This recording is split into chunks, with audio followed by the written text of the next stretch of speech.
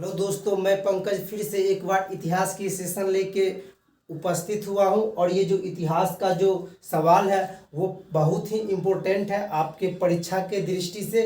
इस वीडियो के शुरू से अंत तक जरूर देखिएगा, क्योंकि जो आने वाला जितना भी एग्ज़ाम है वो इसमें काफ़ी कारगर साबित होने वाला है। तो देखते हैं इतिहास का जो पहला क्वेश्चन है वो क्या है।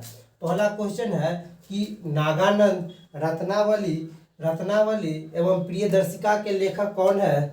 बाणभट्ट, हर्षवर्धन, अश्वघोष या कालिदास। इसका सही आंसर हो जाएगा हर्षवर्धन। नागानंद, रत्नावली और प्रियदर्शिका के लेखक कौन है, तो हर्षवर्धन है। Option number A Banabhatta. Banabhatta का जो जन्म है वो छपरा में हुआ था। कहाँ हुआ था? छपरा में हुआ था। सोन नदी के किनारे हुए थे। तो बाणभट्ट का जो जन्म है कहाँ हुआ था? बिहार के छपरा जिला में हुआ था, सोन नदी के किनारे हुआ था। और बाणभट्ट जो है वो हर्षवर्धन के दरबार में रहते थे। किसके दरबार में? हर्षवर्धन के दरबार में रहते थे। और बाणभट्ट ने हर्षचरित्र लिखा है। क्या लिखे हैं? हर्षचरित्र, जो हर्षवर्धन के जीवन के बारे में दर्शाया गया है। किसमें? हर्षचरित्र में। हर्षचरित्र कौन लिखा है? बाणभट्ट ने लिखा। एक और किताब है कादम्बरी। कौन? कादम्बरी कौन लिखे हैं? बाणभट्ट। तो हर्षचरित्र और कादम्बरी दोनों बाणभट्ट लिखे हैं। और नागानंद, रत्नावली, प्रियदर्शिका कौन लिखे हैं?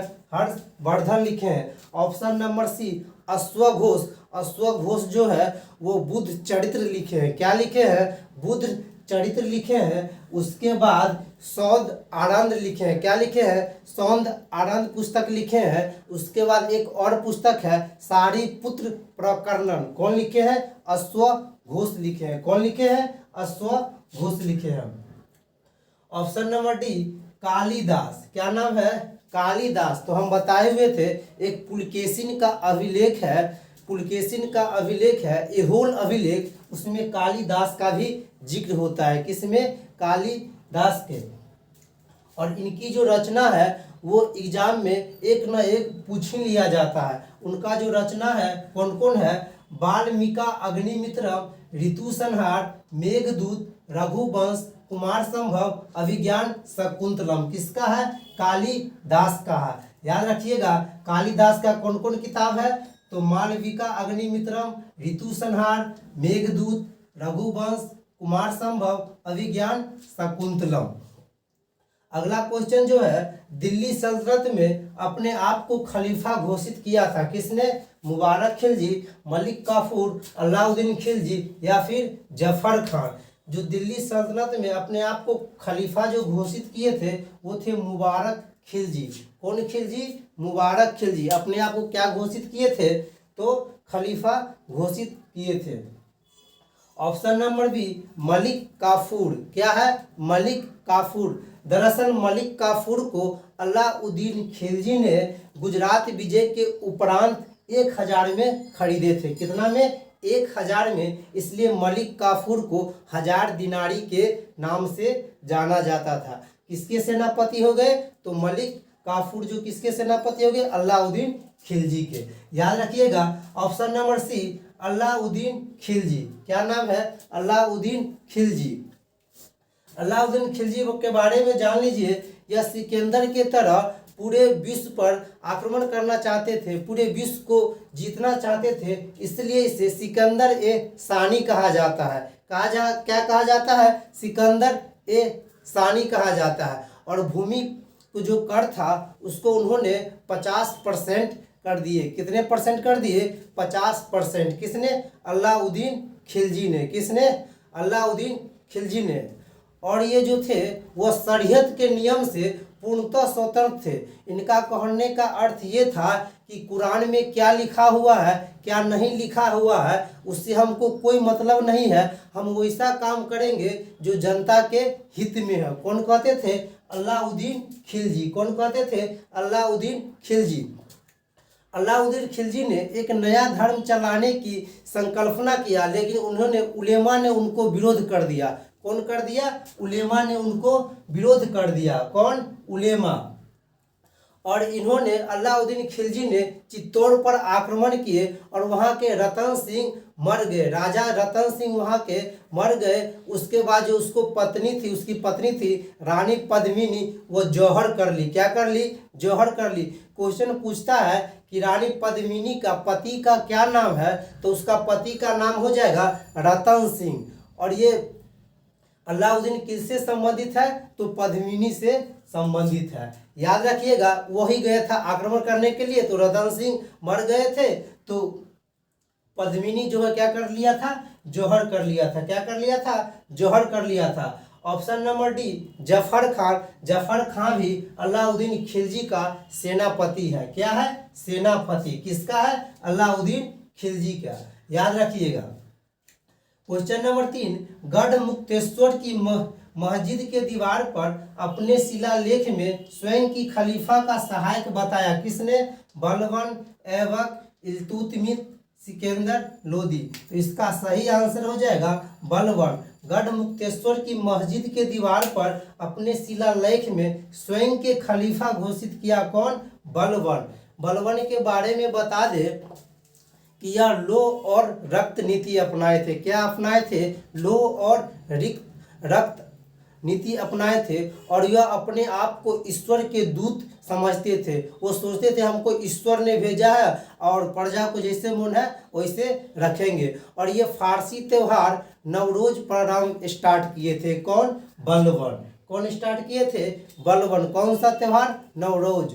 और एक पद्धति थी सिजदा और पाबोस, उसको स्टार्ट किए थे बलबन। सिजदा और पाबोस को किसने स्टार्ट किए थे? बलबन। और तुर्कान ए चहलगामी को भी नष्ट किए थे कौन? बलबन। किसको? तुर्कान ए चहलगामी के। और ये जो सिजदा और पाबोस प्रथा जो स्टार्ट किए थे, उसको बाद में शाहजहां ने उसको बंद कर दिए। किसको? सिजदा और पाबोस को। उसके स्थान पर शाहजहां ने चहार तस्लीम लॉन्च किया। क्या किया? चहार तस्लीम लागू किया। किसके स्थान पर? सिजदा और पाबोस के स्थान पर। परंतु वैज्ञानिकों को मानना है कि सिजदा पाबोस और चहार तस्लीम में अंतर करना थोड़ा मुश्किल हो जाता है। ये जो चहार तस्लीम है किसने स्टार्ट किया था? दरअसल इससे पहले बार बिहार एसआई के मेंस में क्वेश्चन पूछा गया है। तो चहार तस्लीम किसने स्टार्ट किया? शाहजहां ने। याद करके रखिएगा। तो गढ़ मुक्तेश्वर के मस्जिद के दीवारों पर शिलालेख में खलीफा की सहायक किसने बताया? बलबन। ऑप्शन नंबर बी है ऐबक, कुतुबुद्दीन ऐबक। ये गुलाम वंश के संस्थापक थे और गौरी के गुलाम थे। कौन? कुतुबुद्दीन ऐबक। कौन? कुतुबुद्दीन ऐबक। इन्होंने कुबल उल इस्लाम मस्जिद बनाया था। कौन बनाया था? कुबल उल इस्लाम मस्जिद बनाया था। और कुतुब मीनार का जो नींव है वह कुतुबुद्दीन ऐबक ने ही नींव रखा था। कौन? कुतुबुद्दीन ऐबक ने अपने बख्तियार खाकी के याद में। किसकी याद में? बख्तियार खाकी के याद में। और उसका जो निर्माण जो है वह पूर्ण इल्तुतमिश ने करवाया। कौन करवाया था? इल्तुतमिश ने करवाया था। और उसके बाद कुछ दिन के बाद आंधी तूफान घटना हो जाती है, तो उसके बाद एक जो छत होता है उसका ढह जाता है। फिर फिरोज शाह तुगलक ने उसको 5वां मस्जिद का निर्माण कर देता है। किसका? कुतुब मीनार का। कुतुब मीनार का जो ही मेन गेट होता है वो अलाई दरवाजा होता है। क्या होता है? अलाई दरवाजा होता है। तो ये हो गया कुतुबुद्दीन ऐबक के बारे में जानकारी।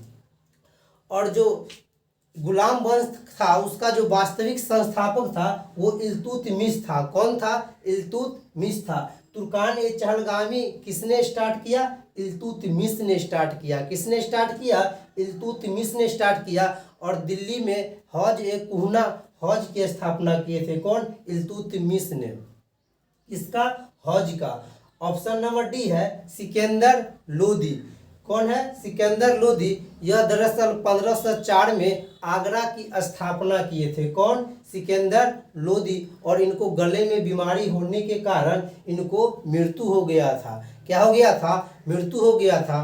और ये जो है मुस्लिम महिला को मजार पर जाने पर प्रतिबंध लगा दिए थे। कौन? सिकंदर लोदी। याद कीजिएगा, लोदी वंश से संबंधित है। क्वेश्चन नंबर 4, मोहम्मद बिन कासिम सिंध विजय कब हुई थी? 711, 712, 570 या फिर 1175। तो मोहम्मद बिन कासिम ने सिंध पर विजय 712 ईस्वी में किया। कितने ईस्वी में किया? 712 ईस्वी में। ये कंफ्यूजन के लिए 11 12 दे दिया जाता है, 12 मार के आइएगा। कितना? 12। ऑप्शन नंबर सी 570। 570 में हजरत मोहम्मद साहब का जन्म होता है। किसका जन्म होता है? हजरत मोहम्मद साहब का जन्म होता है। कहाँ होता है? मक्का में होता है। कहाँ होता है? मक्का में होता है। और भारत के मुसलमान जो हज यात्रा के लिए मक्का निकलते थे, वो गुजरात के एक सूरत बंदरगाह है, वहीं से निकलते थे। इसलिए मक्का के द्वार अगर पूछता है तो सूरत बंदरगाह उसका आंसर हो जाएगा। मक्का का द्वार किसको कहते हैं? तो सूरत को। क्यों? क्योंकि वहीं से हज यात्रा के लिए निकलते हैं।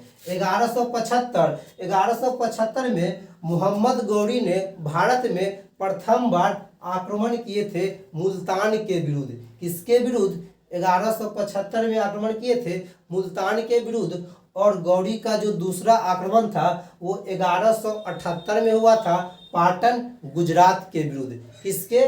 पाटन गुजरात के विरुद्ध। और वहाँ भीम द्वितीय रहता है, जिससे वह पूरी तरह से पराजित हो जाता है। कौन? मोहम्मद गौरी। और मोहम्मद गौरी का जो लास्ट आक्रमण होता है वो 1206 में खोखर जनजाति के विरुद्ध होता है। क्वेश्चन नंबर 5, भारत में मुस्लिम शक्ति का उदय हुआ तराइन के प्रथम युद्ध, तराइन के द्वितीय युद्ध, पानीपत के प्रथम युद्ध या फिर पानीपत के दूसरा युद्ध। तो भारत में मुस्लिम शक्ति का जो उदय हुआ वो तराइन के दूसरा युद्ध में हुआ। किस युद्ध में हुआ? तराइन के दूसरा युद्ध में। किसका उदय हुआ? तो मुस्लिम शक्ति का उदय हुआ। तराइन का प्रथम युद्ध 1191 ईस्वी में हुआ था।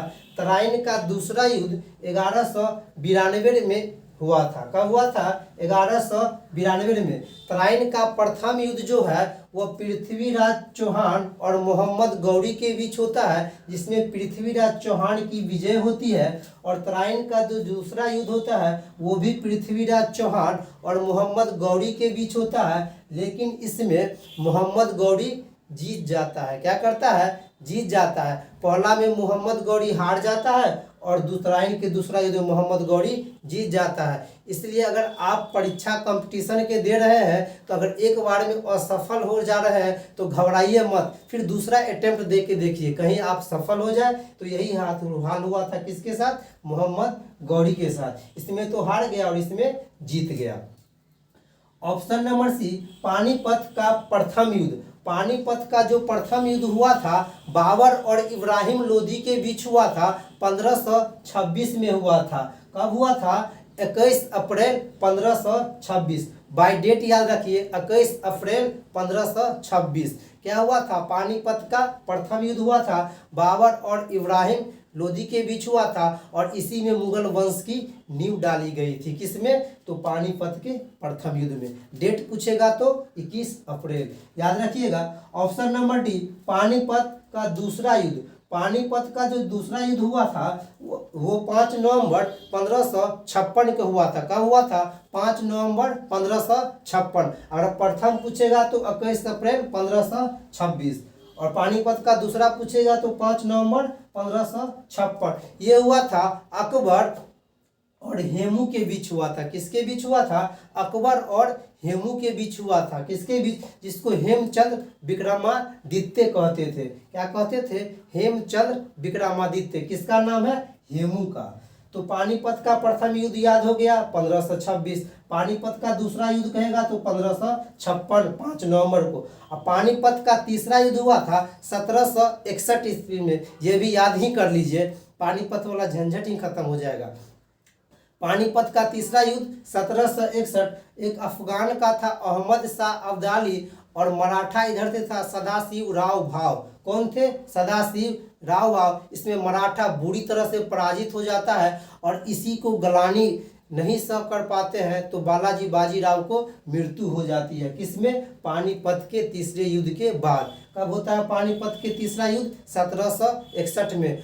किसके किसके बीच? तो अहमद शाह अब्दाली और मराठा के बीच। मराठा से कौन लड़ता है? सदाशिव राव। बार बार मराठा के असफल होने के कारण बालाजी बाजीराव को ग्लानि महसूस होता था और इस युद्ध के बाद उन्होंने वो मर गए थे। क्या हो गए थे? मर गए थे। आगे बढ़ते हैं। कर्नाट वंश के संस्थापक कौन थे? नान्यदेव, हरि सिंह, जैनुल अब्बादीन या फिर उपेंद्र या कृष्णराज। तो कर्नाट वंश के संस्थापक जो थे वो नान्यदेव थे। कौन थे? नान्यदेव थे। और कर्नाट वंश जो है वो मिथिला वाला एरिया से संबंधित है। मिथिला, दरभंगा, मधुबनी इधर वाला जो साइड है उसको मिथिला क्षेत्र बोलते हैं। तो कर्नाट वंश के संस्थापक नान्यदेव थे। Option number B Hari Singh. Karnat वंश के अंतिम शासक हरि सिंह थे। कौन थे? हरि सिंह। अगर संस्थापक पूछेगा तो नान्यदेव और कर्नाट वंश के अंतिम शासक पूछेगा तो हरि सिंह। दरअसल आप लोग का जो ये सेशन है वो काफ़ी इम्पोर्टेंट है। आपको लग रहा है ना ये सिर्फ 10 क्वेश्चन है, इससे कम से कम 80-85 क्वेश्चन प्रतिदिन क्रिएट होता है। इसलिए ये इस क्लास को प्रतिदिन जरूर ले। अगर आप चैनल पे नए हैं तो मेरा पुराना वीडियो को जरूर देखें जो कि स्टडी विथ यू 05 पे है। अगला क्वेश्चन है, अगला ऑप्शन है जैनुल अब्बादीन। जैनुल अब्बादीन को कश्मीर के अकबर कहा जाता है। क्या कहा जाता है? कश्मीर के अकबर कहा जाता है। क्यों कहा जाता है? तो वो अकबर के तरह ही धर्म को विकास करते थे। कौन? जैनुल अब्बादीन। इसलिए कश्मीर को अकबर किसे कहते हैं? जैनुल अब्बादीन का। हर एक ऑप्शन से एक नया क्वेश्चन क्रिएट हो रहा है और ऐसा क्वेश्चन है जो कहीं ना कहीं एग्जाम में पूछा गया है। ऑप्शन नंबर डी उपेंद्र या कृष्णराज। उपेंद्र या कृष्णराज जो है वो परमार वंश के संस्थापक है। किस वंश के है? परमार वंश के संस्थापक है। और परमार वंश के जो राजधानी है वो धारा नगरी है। परमार वंश के संस्थापक कौन है? उपेंद्र या फिर कृष्णराज। उपेंद्र या कृष्णराज। और परमार वंश के जो राजधानी कहाँ है? तो धारा नगरी है। याद रखिएगा, इंपोर्टेंट क्वेश्चन है। क्वेश्चन नंबर 7, कुरुषपाल शिलालेख में किसकी जानकारी मिलती है? सोमेश्वर प्रथम, लक्ष्मण सेन, फिर अमोघवर्ष या ऑप्शन डी में इनमें से कोई नहीं। तो इसका जो आंसर हो जाएगा सोमेश्वर प्रथम। जो कुरुषपाल शिलालेख है यह छत्तीसगढ़ में एक गांव है। क्या है? छत्तीसगढ़ में एक गांव है। इस शिलालेख से सोमेश्वर प्रथम की जानकारी मिलती है। किसकी जानकारी मिलती है? तो सोमेश्वर प्रथम की जानकारी मिलती है। Option number B Lakshman Sen, यह बंगाल के शासक थे और इसके शासन में जयदेव रहते थे। कौन रहते थे? जयदेव। जो यह वही जयदेव जो गीत गोविंद के रचना किए थे। गीत गोविंद के रचना किसने किए थे? जयदेव ने किए थे। किसके दरबार में रहते थे? तो लक्ष्मण सेन के दरबार में रहते थे। लक्ष्मण सेन ने एक नया संवत चलाने का यश प्राप्त है। इन्होंने लक्ष्मण संवत स्टार्ट किए थे। क्या? लक्ष्मण संवत। क्वेश्चन पूछा हुआ है कि लक्ष्मण संवत किसने स्टार्ट किए थे? तो लक्ष्मण सेन ने। इनके दरबार में कौन रहते थे? तो फिर जयदेव। किसके रचनाकार थे? तो गीत गोविंद के। ऑप्शन नंबर सी है अमोघवर्ष राष्ट्रकूट। क्या नाम है? अमोघवर्ष राष्ट्रकूट। दरअसल इनके पिता जब लड़ाई कर रहे थे तो उन्हीं के लड़ाई के दौरान सैनिक छावनी में इनका जन्म हो जाता है। किसका? अमोघवर्ष राष्ट्रकूट का। ध्यान से सुनिएगा, ये भी क्वेश्चन पूछा हुआ है। क्वेश्चन पूछा हुआ है कि अपने पिता के अभियान के दौरान किसे सैनिक छावनी में जन्म होता है? तो अमोघवर्ष राष्ट्रकूट। कौन? अमोघवर्ष राष्ट्रकूट। आगे बढ़ते हैं। ऑप्शन नंबर डी इनमें से कोई नहीं। तो इसका सही आंसर हो जाएगा सोमेश्वर प्रथम। सोमेश्वर प्रथम कुरुषपाल शिलालेख से संबंधित है। क्वेश्चन नंबर 8, मोहम्मद गौरी को सर्वप्रथम पराजित किया था भीम द्वितीय या फिर पृथ्वीराज चौहान या फिर जयचंद या फिर नन? तो इसको पराजित किया था भीम द्वितीय। भीम द्वितीय। मोहम्मद गौरी को सर्वप्रथम किसने पराजित किया था? भीम द्वितीय। कब? जब 1178 ईस्वी में, जब 1178 ईस्वी में पाटन गुजरात पर आक्रमण किए थे तब भीम द्वितीय ने उसको बुरी तरह से पराजित किए थे। किसको? मोहम्मद गौरी को। किसको? गौरी को। और गौरी के जो सिक्का पर जो चित्र अंकन होता था वो लक्ष्मी के। किसका? लक्ष्मी के। गौरी के जो सिक्का होता था उस पर किसका चिन्ह रहता था? तो लक्ष्मी के। याद रखिएगा, क्वेश्चन इंपोर्टेंट है। Option number B Prithviraj Chauhan. क्या नाम है? पृथ्वीराज चौहान। इसी को कहते हैं पृथ्वीराज तृतीय। क्या कहते हैं? पृथ्वीराज तृतीय। क्वेश्चन नंबर 9, शून्य का आविष्कार किसने किया था? आर्यभट्ट, वराहमिहिर, या फिर भास्कर, या फिर किसी अज्ञात भारतीय ने? तो शून्य के आविष्कार जो है वो किसी अज्ञात भारतीय ने किया था। किसने किया था? किसी अज्ञात भारतीय ने। बहुत लोग इसका आंसर आर्यभट्ट मार देते हैं, जो कि गलत है। इसका आंसर किसी अज्ञात भारतीय ने किया था। कौन किया था? किसी अज्ञात भारतीय ने किया था। ये दरअसल क्वेश्चन आईएएस में पूछा हुआ है। क्वेश्चन नंबर 10, किसने हिरण्यगर्भ धार्मिक कार्य करवाया था? किसने हिरण्यगर्भ धार्मिक कार्य करवाया था? दंती दुर्ग, मिहिर भोज, जैन विद्वान हेमचंद्र, या इनमें से कोई नहीं? तो दंती दुर्ग ने, इसका सही आंसर हो जाएगा दंती दुर्ग। दंती दुर्ग ने क्या करवाया था? तो हिरण्यगर्भ धार्मिक कार्य कराया था। क्या करवाया था? हिरण्यगर्भ धार्मिक कार्य। दंती दुर्ग जो है वो राष्ट्रकूट के संस्थापक थे। किसके संस्थापक थे? राष्ट्रकूट के संस्थापक थे। और इसकी स्थापना 736 ईस्वी में करते हैं। किसका? राष्ट्रकूट वंश के। कौन वंश के? राष्ट्रकूट वंश के। ऑप्शन नंबर बी मिहिर भोज। मिहिर भोज जो है वो महान प्रतिहार शासक थे। मिहिर भोज कौन थे? तो महान प्रतिहार शासक थे। और मिहिर भोज ने आदि बड़ा की उपाधि धारण किया था। क्वेश्चन पूछे जाता है कि इतिहास में कौन सा शासक आदि बड़ा की उपाधि धारण किए? तो मिहिर भोज। क्या होगा? मिहिर भोज। ऑप्शन नंबर सी जैन विद्वान हेमचंद्र। जैन विद्वान हेमचंद्र यह कुमारपाल के दरबार में रहते थे। हेमचंद्र किसके दरबार में रहते थे? तो कुमारपाल के दरबार में रहते थे। और ऑप्शन नंबर डी नॉन, मतलब इनमें से कोई नहीं। तो इसका सही आंसर हो जाएगा दंती दुर्ग। किससे संबंधित है? हिरण्यगर्भ से। तो दोस्तों ये क्वेश्चन आपको कैसा लगा? ये जो क्वेश्चन है वो दरअसल देखने में पड़ा है, हम पहले ही बता दिए थे 10 है, लेकिन जो इससे क्वेश्चन क्रिएट होता है वो 50-60 से ऊपर ही होता है। और ये आपके परीक्षा के व्यू से बहुत इम्पोर्टेंट है। अगर आप मेरे नए चैनल पे अगर नए हैं तो मेरा चैनल स्टडी विथ यू 05 पे सारा इतिहास का और साइंस का इसी तरह से क्वेश्चन बना के रखा हुआ है। आप उसे ज़रूर एक बार देखें, क्योंकि वह परीक्षा में आपको काफ़ी कारगर साबित होने वाला है। कौन सा चैनल है? स्टडी विथ यू 05 पे है, बना हुआ है। तो दोस्तों बताइएगा ये सेशन आपको कैसा लगा। अगर ये वीडियो आपको अच्छा लगा तो लाइक ज़रूर कीजिएगा। अगर मेरे चैनल पे आप नए हैं तो सब्सक्राइब जरूर कीजिएगा। धन्यवाद।